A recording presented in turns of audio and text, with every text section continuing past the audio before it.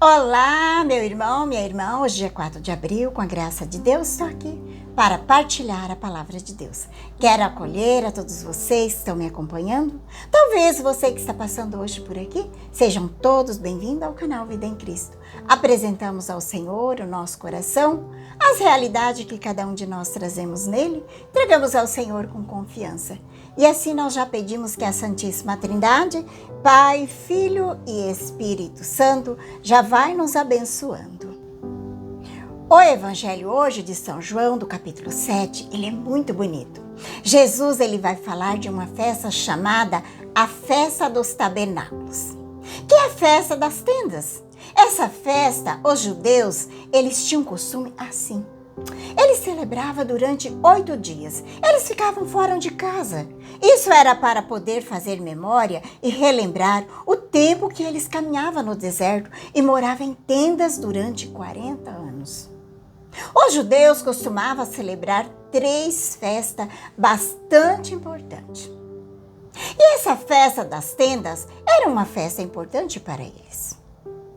Primeiro era a festa da Páscoa, depois Pentecoste e depois a festa dos tabernáculos, que é a festa das tendas. E nessa festa havia uma solenidade muito importante. O sacerdote trazia um vaso de ouro e ele pegava a água na fonte de Siloé e derramava essa água sobre aquela mesa, que era a mesa do sacrifício. Isso era para relembrar aquela água do deserto que Moisés bateu naquela pedra e jorrou aquela água. São Paulo, ele vai dizer que essa água é o sinal do próprio Cristo. E nessa festa das tendas, Jesus estava ali e vai fazer o seu discurso no meio do povo. E aqui no Evangelho vai falar que ele começa a percorrer a Galileia, depois ele foi para a Judeia. Só que acontece que Jesus, ele não foi com seus irmãos, seus parentes. Não irmão de Jesus, Jesus não tinha irmão, é os parentes. Depois Jesus sobe sozinho, porque ainda não tinha chegado a hora de Jesus morrer. Então, por isso, ele não quer se expor à toa. Só que aqui no texto do Evangelho, vai dizer que Jesus estava a andar pela Judeia. E os judeus já queriam matar Jesus. E depois ele chega até lá. E os judeus que querem matar, eles querem matar Jesus. Por isso Jesus ele não quer expor, porque ainda não tinha chegado a hora dele. Porque Jesus ele declarava a ser Deus, porque ele alterou a lei de Moisés, segundo os judeus, que ele violava o sábado, e por tudo que eles faziam de errado, e Jesus reprovava. Aqui no Evangelho vai dizer que quando os irmãos dele tinham subido, ele também subiu. Mas ele foi às escondidas, porque como não tinha chegado a sua hora ainda, Jesus ser entregue, ele não queria se expor. E os habitantes de Jerusalém disseram: não é este que procura matar? Olha que aqui a gente vai ver que os próprios habitantes de Jerusalém sabiam que os judeus queriam matar Jesus. E eles diziam: olha que ele está falando em público e ninguém faz nada. Será que as autoridades reconhecem que ele é o Messias? E o povo ficava ali achando que história mais engraçada. O povo quer matar, mas ele está aqui falando em público e ninguém faz nada. Será que as autoridades reconhecem que ele é o Messias?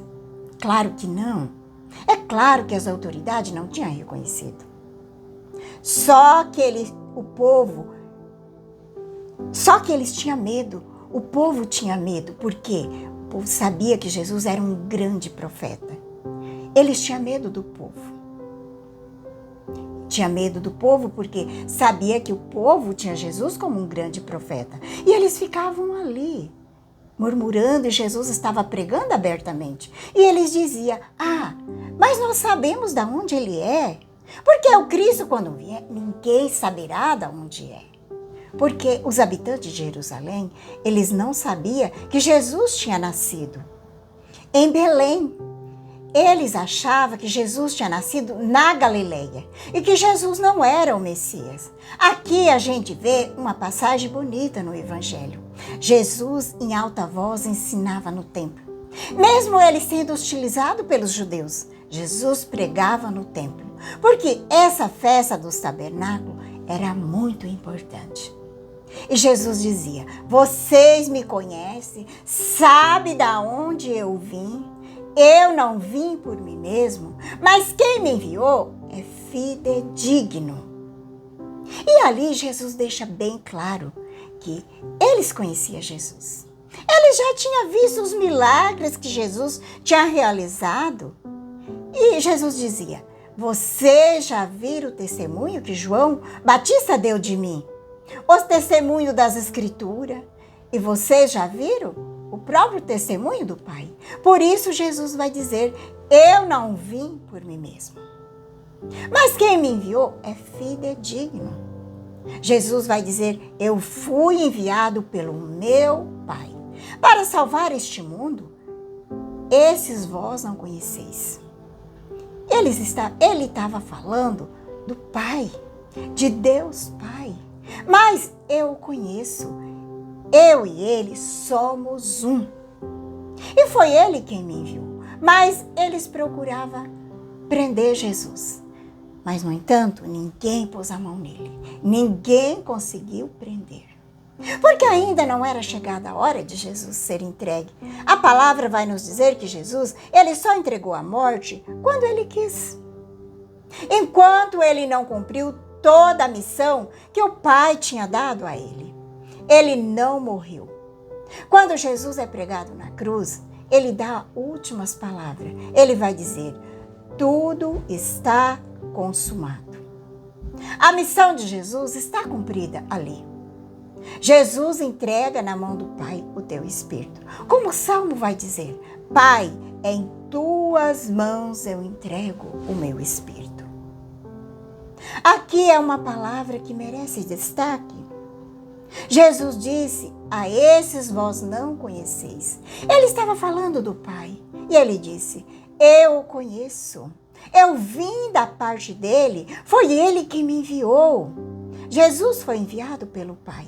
Ele é o Filho unigênito de Deus, enviado para salvar a humanidade. Não podemos buscar outro tipo de salvação a não ser em Jesus. Não podemos buscar outro tipo de religião, seita, a não ser aquilo que Jesus trouxe para nós. Porque só ele desceu do céu como verdadeiro Filho de Deus. Ele instituiu a igreja para que a igreja leve até o fim do mundo a sua missão de salvar, de Salvador. Ele fundou a igreja, deu Pedro a chefia da igreja, que hoje é o Papa. Ele deixou bem claro que as portas do inferno nunca vai prevalecer contra ela, porque a igreja foi ele mesmo que instituiu. Como ele diz, a minha igreja.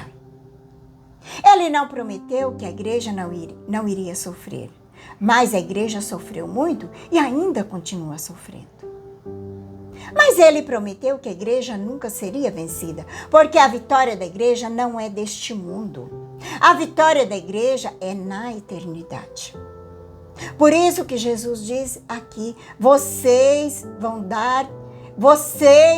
ter tribulações, vocês vão sofrer, porque o meu reino não é deste mundo. O meu reino é da eternidade. Então, o cristão sabe que padece nessa vida, mas tem um consolo.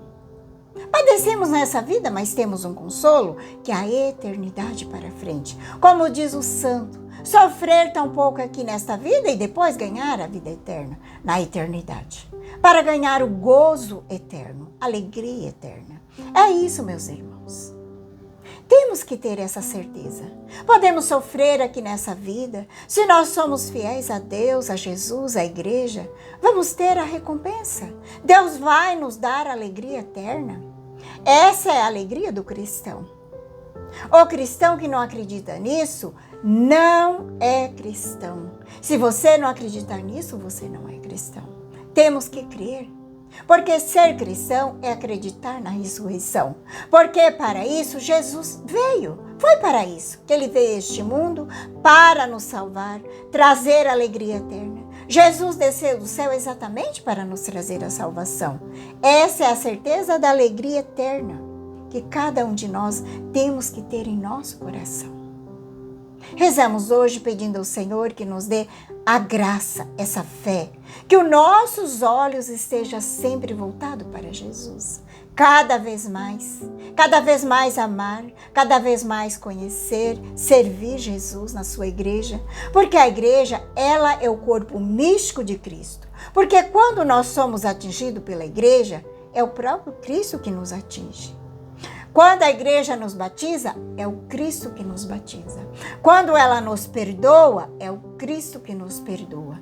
Assim por em diante que nós vivemos. Com essa certeza de uma alegria eterna. Que o Senhor nos ajude, nos dê a graça da fidelidade e da perseverança. E da constância na nossa fé. Te convido a pegar a palavra de Deus. O evangelho hoje está em São João, no capítulo 7, do 1 ao 2, do 10 ao 25, até o 30. Rezemos pedindo que o Espírito Santo venha nos iluminando. Venha, Espírito Santo, iluminar meu coração, para que eu possa ver as coisas que são de Deus. Venha, Espírito Santo, sobre a minha mente, para que eu possa compreender e entender aquilo que é de Deus. Vem, Espírito Santo, sobre a minha alma. Santifica tudo o que penso, falo e faça. Que tudo seja para a glória de Deus. Amém. Vamos então para o Santo Evangelho. Naquele tempo, Jesus andava percorrendo a Galileia. Evitava andar pela Judeia, porque os judeus procuravam matá-lo. Entretanto, aproximava-se a festa judaica das tendas. Quando seus irmãos já tinham subido, então também ele subiu para a festa, não publicamente, mas sim como às escondidas. Alguns habitantes de Jerusalém disseram então: não é este a quem procurava matar? Eis que ele fala em público e nada dizem. Será que, na verdade, as autoridades reconheceram que ele é o Messias? Mas este nós sabemos de onde é o Cristo. Quando vier, ninguém saberá de onde ele é. Em alta voz, Jesus ensinava no templo, dizendo: vós me conheceis e sabeis de onde sou. Eu não vim por mim mesmo, mas quem me enviou é fidedigno. A esse não conheceis, mas eu o conheço, porque venho da parte dele, e ele foi quem me enviou. Então queria prendê-lo, mas ninguém pôs a mão nele, porque ainda não tinha chegado a sua hora. Palavra da salvação, glória a vós, Senhor. Deixamos que a palavra de Deus hoje fale ao nosso coração, que o Senhor volta para nós o seu olhar de bondade e misericórdia. Colocamos nossa vida nas mãos do Senhor, nossa confiança e esperança. Como ele vai dizer no Salmo, o Senhor está sempre perto daquele que tem um coração atribulado. Ele escuta todas as nossas angústias que nós trazemos no coração e de todas elas o Senhor nos liberta. Pedimos, Senhor, que Ele nos dê a graça de viver a nossa fé com coerência, com a certeza que essa vida não é só para este mundo, não é só para agora. Mas nós temos uma vida eterna, da qual Jesus desceu do céu, veio para nos dar a graça de alcançar a eternidade feliz. Essa é a nossa fé. Obrigado pela tua companhia, um grande abraço a todos, que a paz de Jesus, o amor de Maria esteja no teu coração nesse dia de hoje, que nós celebramos o Sagrado Coração de Jesus. Que Jesus guarde cada um de vocês no seu santíssimo e sacratíssimo coração. Que Deus Todo-Poderoso nos abençoe, em nome do Pai, do Filho e do Espírito Santo. Amém.